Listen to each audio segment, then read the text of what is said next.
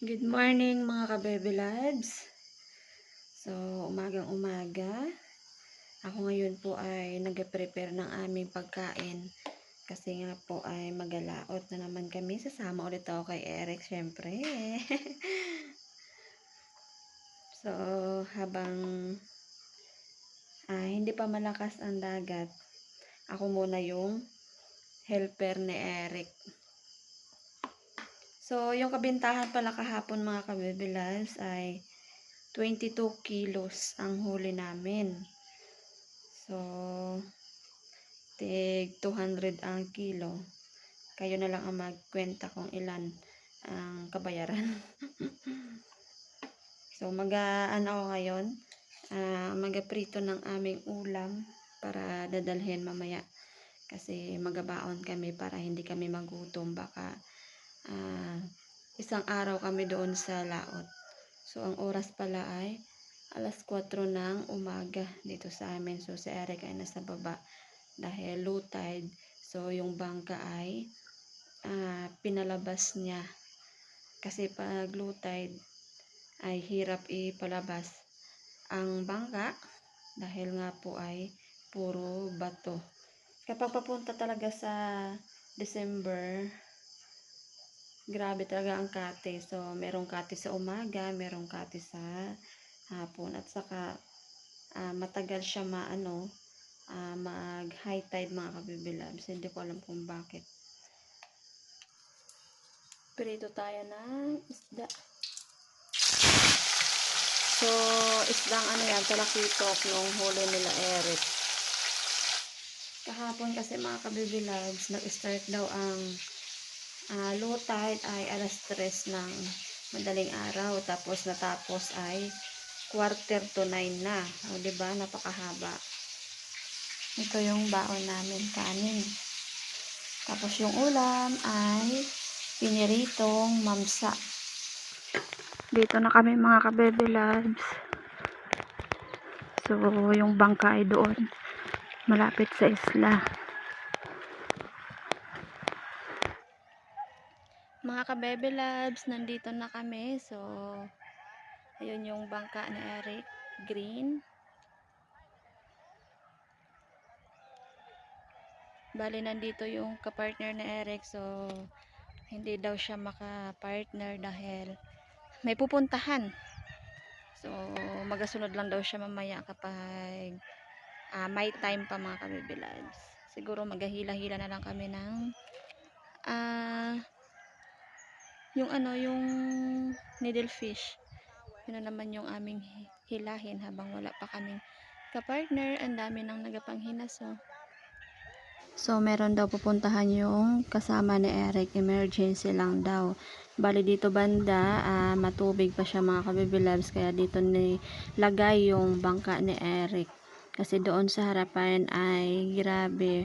Wala nang tubig at mababaw doon mga kabibilabs. So, dito ay medyo okay pa. Ayan o, ang daming nagapang hinas. So, ewan lang kung meron pang sihi niyan. Umagang umaga. Sabi ni Eric, bali hindi pala ito kinakain. Mukha din kasi siyang mga kabibilabs. Tuyo mo.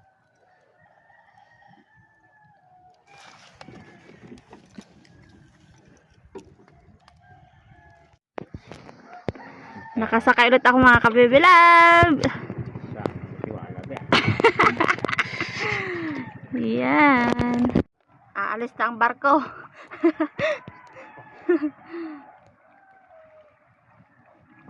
Kalma na naman mga kabibilabs.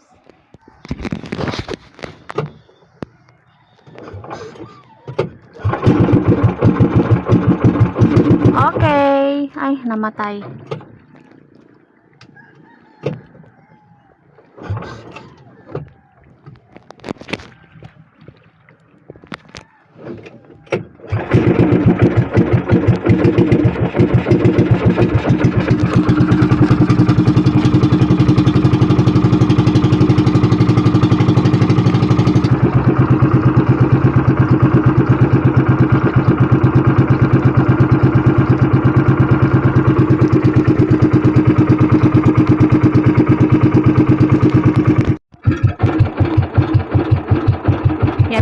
Baby Loves, bali dalawa yung ating ipain sa balo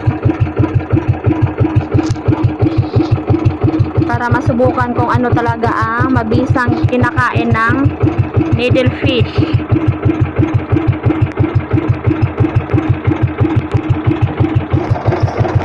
Dito kami nakahuli ng dalawang balo dito sa pwesto.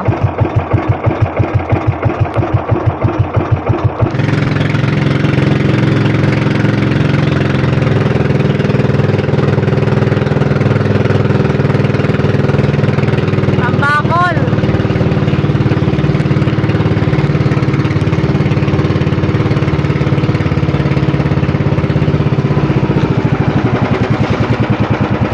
Mga ka-baby loves, meron kaming huli. Kaso, lapis daw ang huli namin.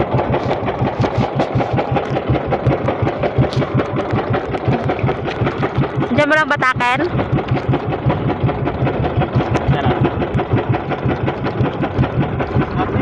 Lapis. Ilan? Isa lang? Isa lang. Bakit ano? Ito oh. Nagpisik. Saan? Ito. May huli eh. Maliit man. Oh.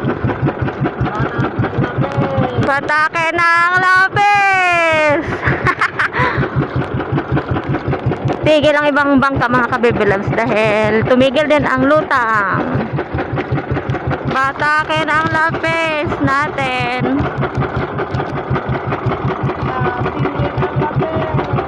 Diyan na. Masarap yan ang lapis ha.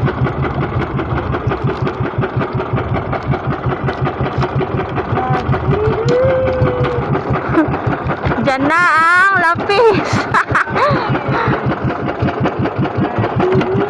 Walang ballpen. Lapis lang. Gatong bubang lapis.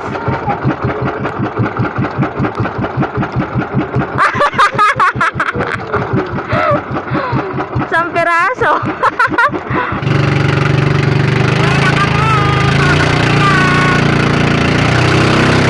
Mga ka-baby love, so babalik na kami sa taas. Bali yung baon namin ay dala ulit.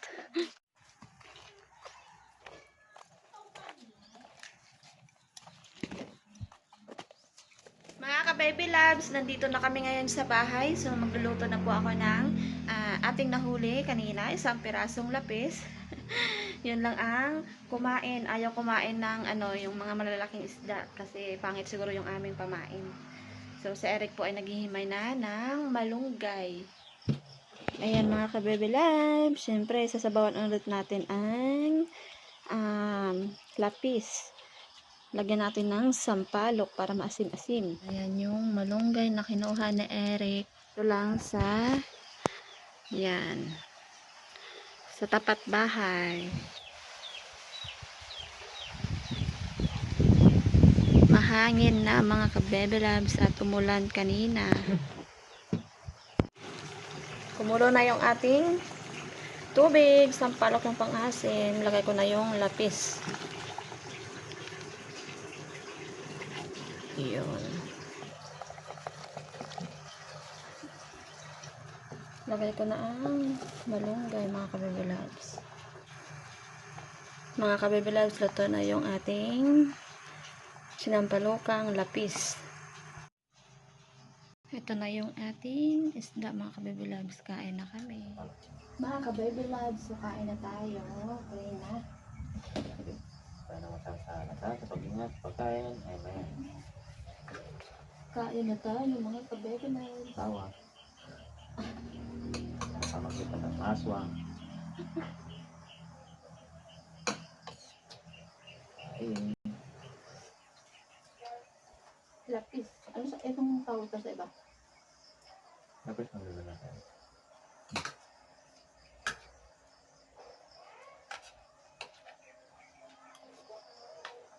Dito meron pang kumain. Wala sanang ulam tayo.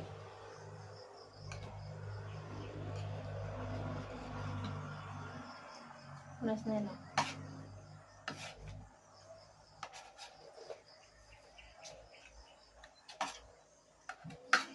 ito. Hindi pwedeng kainin ang balat. Sige.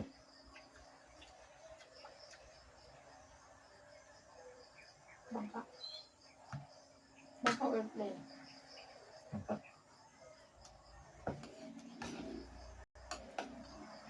Sayang, naglaman mo. Pipino.